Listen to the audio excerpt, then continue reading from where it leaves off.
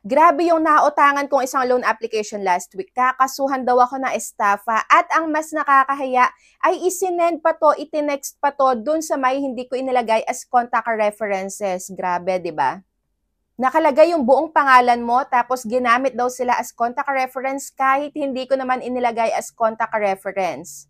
Kaya kung mahina-hina yung loob ng nakautang dito sa may loan application na to, grabing anxiety yung madudulot na to sa may mga taong nakautang sa kanila. So ano ba yung loan application na to? Baka nakautang ka din dito. Kaya panoorin mo yung video na to hanggang dulo para alam mo nga kung ano yung dapat mong gawin.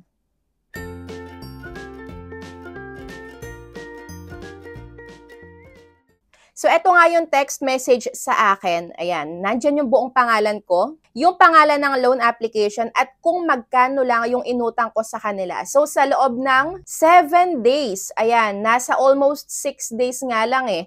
At ang sabi dito, kasong estafa ang maaaring harapin ng taong ito kapag hindi siya nagbayad ng loan sa aming company. Ginawa kanyang emergency contact kung kaya't kung maaari lamang ay ipagbigay alam sa kanya upang maiwasan ang anumang aberya. Salamat po. So ito, text message to sa akin. Tapos may nag-PM nga sa akin na hindi ko naman inilagay as contact reference. Nakuha nila yung nasa may phone book ko. At yun yung mga ipinagte-text nila. At take note, hindi ko to na overdue. So ito, nag-text sila ng ganito nung due date ko pa lang, o di ba? So sa loob ng ganitong araw, 6 days pa lang almost mula nung umutang ako sa kanila, magkakaso na agad ng estafa, nakakaloka, di ba?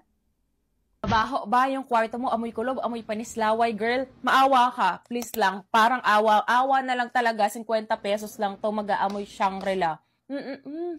Ang bango, I love the smell. Hindi ako nag-OA Amoy hotel siya. Alam mo yung kapag pumunta ka sa mga mamahaling hotel, ganun yung amoy niya pagkapasok. O para naman maranasan mo kung ano yung feeling na mabango ang iyong kwarto, bahay, kung ano man yan, kung nasan man yan, even sa car. Pwede sa mga kama, sa mga sofa, lalo na kung may mga pets kayo dyan, di ba? Nangangamoy talaga. Kung wala kang idea kung anong pipiliin mong scent, itong Shangri-La scent ang bagay sa'yo. Kahit na maselan ka pa, magugustuhan. So ito, first time ko makatanggap ng ganitong text message kaya hindi ko to palalampasin na gawa ng video. So kayo kung may na-receive na kayo na ganitong klase ng harassment, pananakot, threat, ay comment down below kung anong loan application yan para nga maiwasan ng mga mangungutang online. So alam naman natin ngayon, marami ang mga nangangailangan din ng pera at marami ding mga nananamantala ng mga loan application. Kaya dapat alam din nila kung ano yung mga consequences pagka itinry nila yung isang loan application na bagong labas. At hindi muna nagbubusisi, hindi muna nagre-research, hindi tinitingnan yung reviews, basta na lang click at apply. So eto na nga yung dapat nyong gawin.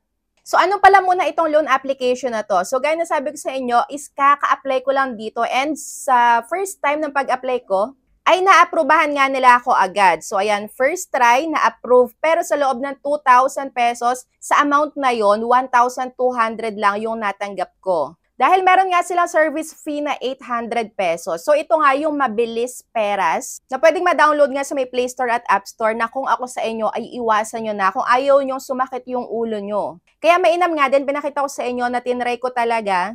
And para makapag-follow up ako sa inyo kung ano ba yung possible nyong matanggap dito na text message. So, ayan na nga. Ito yung isa sa mga harassments, pananakot talaga na ginagawa nila doon sa may mga borrower para magbayad agad-agad. Ayan, tinatakot nila ng bonggang-bongga.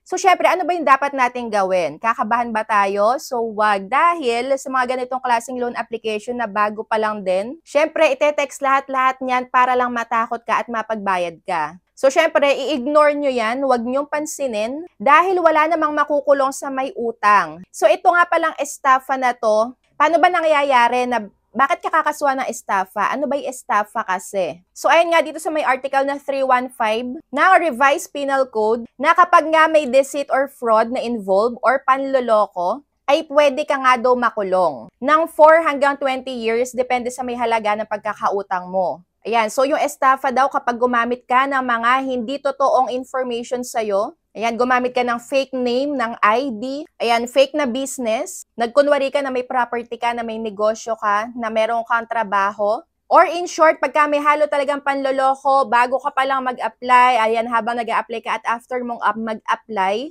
na wala ka naman talagang balak bayaran tapos gumamit ka pa ng mga peking impormasyon sa'yo, so yun pa lang yung estafa. Pero kung sa due date pa lang na yun, kakasuhan ka na nila agad, grabe naman, di ba? So ito, pasok lang tayo sa may small claims. Kung wala tayong niloloko or wala tayong binibigay na maling information galing sa atin. So ano naman yung small claims? Ito, madalas din natin itong nakikita na tinetext din sa atin at ginagawang panakot. So dito, wala namang kulong dito sa may small claim. Hindi ka makukulong dito. Dahil wala nga nakukulong sa pagkakautang. Na kapag ka nga umutang ka dito sa may mga ganitong klase na loan application online, small claims lang ang sasabihin sa atin. Na nangyayari lang to pag hindi tayo nakapagbayad ng utang. Ayan, magpa-file daw sila ng small claims. Ayan, dadalo tayo sa hearing. At doon na nga magsasabi kung magkano yung babayaran, kung wala na bang penalty, or kung principal na lang talaga yung babayaran mo. Pero wala pa ako nababalitaan na napupunta dito sa may small claims nga,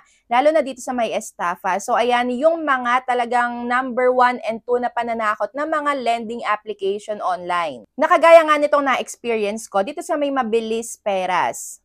So itong mga pinagsasasabi nila sa atin ay, ayan, mga harassment tactic na mga online lending collectors na din. Na yan din yung ginagawa, ite-text kahit na hindi mo inilagay as contact references. So dito, pwede ka na ngang magreklamo sa may SEC or sa may Securities and Exchange Commission, sa NPC. Lalo na nga kung kinukulit yung mga inilagay mo as emergency contacts, lalo na yung hindi inilagay as contact reference din. Dahil yun nga ay violation na din sa may Data Privacy Act. At matatawag na talagang harassment. So kung ako sa inyo, i-block nyo agad yung number na yan, i-ignore nyo, and bayaran nyo na lang dun sa may pinaka-loan application kung magkano talaga yung utang nyo. Dahil syempre, obligasyon din naman natin yan, and huwag nating takbuhan para sa may peace of mind natin. Dahil tayo din naman yung may choice, nasa sa atin, nasa daliri natin yan, kung i-accept ba natin yung isang offer sa atin na in-applyan natin. So kung hindi natin talaga kayang bayaran para maiwasan yung mga ganitong klase ng harassment, kung ako sa inyo is wag nyo na lang ding i-accept yung mga ganitong klaseng loan application. So doon kayo muna sa may mga super legit kagaya ng Tala, ng BillIs, Cashalo, S-Loan, G-Loan, Maya Easy Credit, sa Revi Credit, Revi Personal Loan, sobrang dami ding legit. Kaya doon muna kayo. Kesa dito sa may mga bagong labas lang na kung ano-anong harassment yung sasabihin nyo para mapagbayad kayo. So yon, super pasensya na po doon sa may mga nai-text na nasa phone book ko. Ayan, hindi ko kayo nilalagay as contact references. So purely doon sa may mga relatives ko lang and family members lang talaga ako naglalagay ng contact reference para alam nila agad at hindi maka-istorbo if ever nga na may mga ganitong pangyayari. So ayan, iwasan nyo yung mga ganitong klase ng loan application and no to Mabilis Peras. So kung makita nyo man yung ads niyan online, nung loan application na yan, ay kung ako sa inyo, hindi ko na papansinin at i-skip ko na. So kung meron pa kayong mga na-experience na panghaharas sa inyo, is comment down below at kung anong loan application yan para maiwasan nga din ng mga nangangailangan ng pera at dito nga ang takbuhan sa may mga online loan application. So, ayun lang. Thank you for watching and see you on my next vlog. Bye!